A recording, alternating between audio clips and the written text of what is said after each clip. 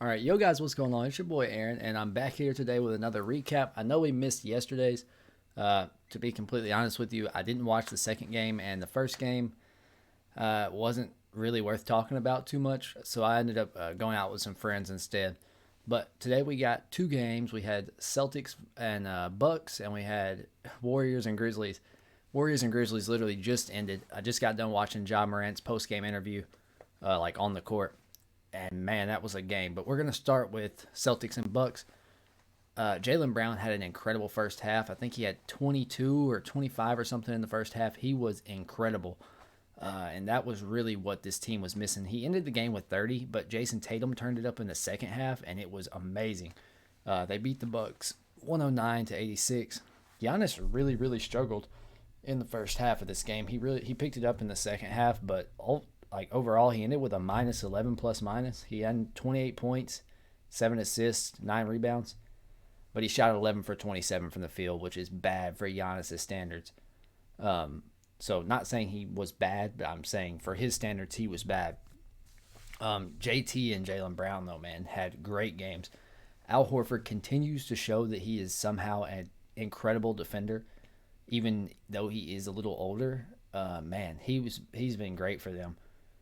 And also Grant Williams, man. Grant Williams is elite. And I liked Grant Williams coming out of Tennessee. And I said, like, man, I'd like to see him get some more minutes. But he has been fantastic guarding Giannis. He's like 6'6", but he's been fantastic guarding Giannis. He's shooting the three super well. He shot 6 for 9 today.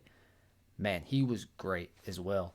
The Celtics still kind of shot a little bit too many threes, but today they were falling a lot better than they were in their last game. So it worked out a lot better for them. But ultimately, I would like to see him get in the paint a little more, but we know that's how Milwaukee plays. So in order for the Celtics to win this series, I think they just got to be consistent shooting the ball, and I think they can do that. Like I said, the Celtics are my pick to come out of the East, so we're gonna see how that goes. Drew Holiday had a pretty good game, even though he ended with a negative plus minus. That's just because they get lost so bad. He had 19 points, he shot 7 for 20. He played a lot better in the first half than he did in the second, I feel like.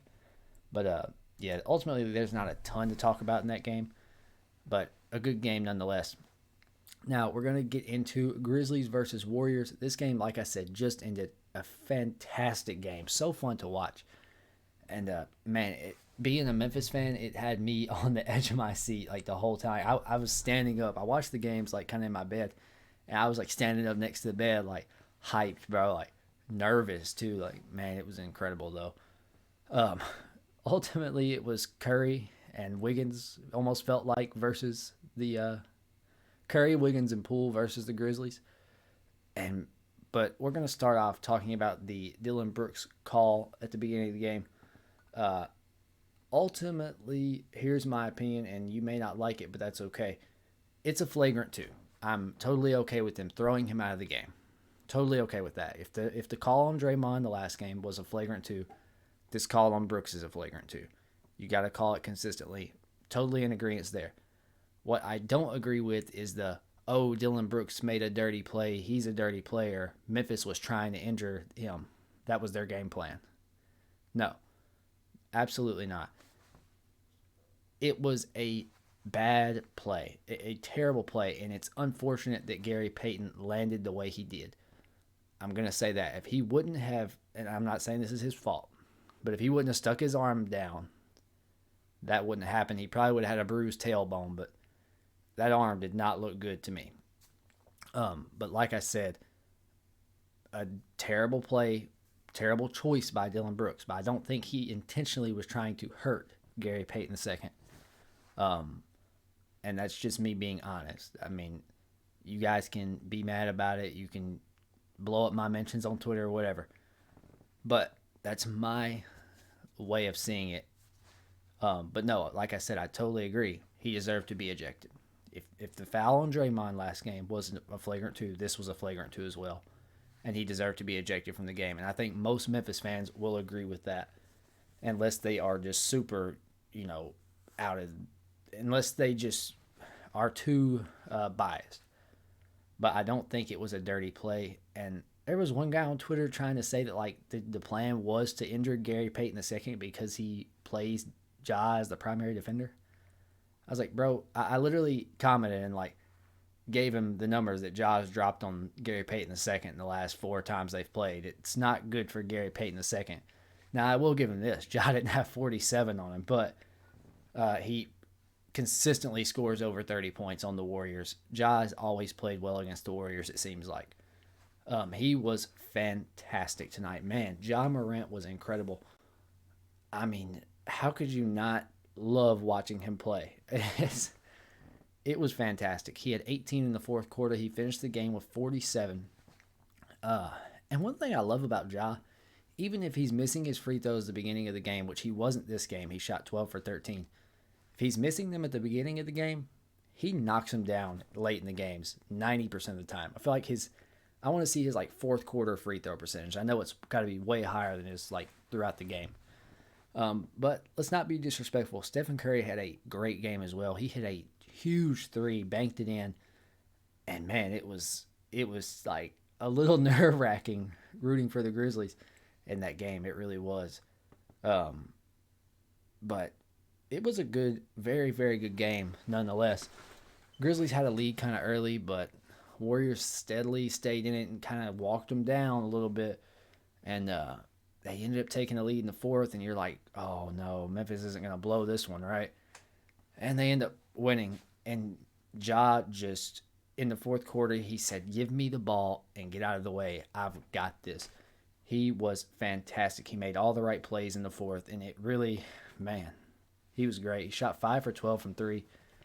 His three-point shooting has been a lot better against this team here. I feel like he's getting more looks. And like I said, they don't have a Patrick Beverley to guard him. They have Gary Payton II, who's a great defender. Don't get me wrong. But he is not able to stop Ja Morant. And it showed. DeAnthony Melton also, let me see what he ended the game with. He had 3 points. But he also had 3 blocks and 2 steals. He was great on defense. He also had 8 rebounds. This is a shooting guard. He is a relatively small guy for the NBA standards. He was great. And then Zaire Williams. If you know me, you know I love Zaire Williams. Like, man, I've been loving this guy for a while. He had 14 tonight. He hit some huge threes. He was 4 for 8 from 3. But, man, I think he has a lot of upside, and I think he could really be a key piece to this team for the long run. I think he's a rookie, or this is his second year. But Jaren Jackson Jr. had 12. He ended up fouling out. And I'm sorry, but he's getting some bad calls. And that's, I know, I'm a Grizzlies fan. Jaren Jackson is getting some bad calls. And I don't think anybody who's watching can disagree with that. He's almost getting like calls that, okay, you're Jaren Jackson, we're calling it on you. Like, and it's not a lot. He probably should have 5 fouls. But Draymond Green made the right play and got him fouled out of the game. Really smart play by Draymond. Draymond Green continues to irritate me with his like, oh, I'm going to wave Jaren goodbye. I'm going to flip off the fans whenever I get accidentally elbowed. And also, let's talk about that. That play on Draymond was not dirty. He almost pretty much dived into Xavier Tillman's elbow. So I don't want to hear that either. But, you know, he flipped off some fans. He was walking out of there. NBA, you better find him. And he just, I don't know. He's so aggravating.